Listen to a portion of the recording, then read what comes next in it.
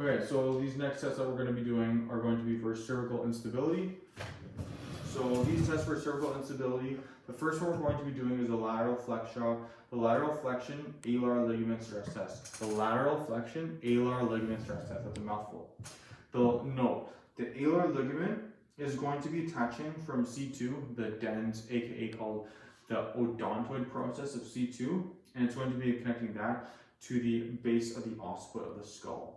So again, that's the alar ligament from C2 dens odontoid process to the base of the occiput here. Okay, so what we're looking for this is I'm going to be stabilizing Jason's C2. We're going to find the EOP, external occipital protuberance, and then go down till I find that first spinous process because C1 does not have a spinous process. And then from there, what I'm going to do is I'm going to do a wide pinch grip.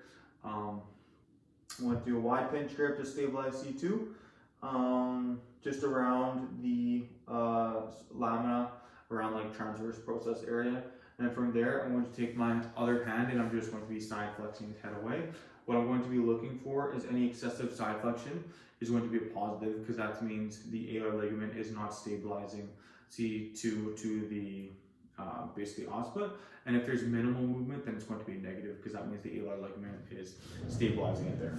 So again, first what I'm going to do, I'm going to, if you want to find the transverse process of C1, find that mastoid process of the temporal bone here, and then also angle of the mandible, go midway between that, and then that's going to be your transverse process of C1. I'm going to move SCM out of the way here. That's going to be transverse process C2.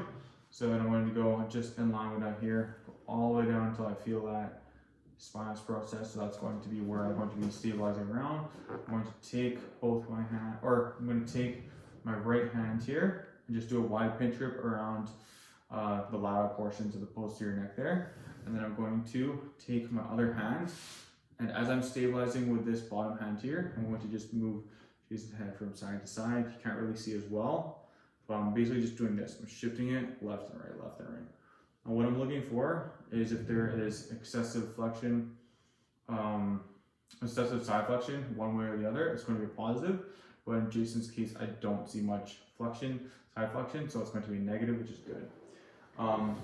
That is called the lateral flexion alar ligament stress test. And did I miss anything there, Jason?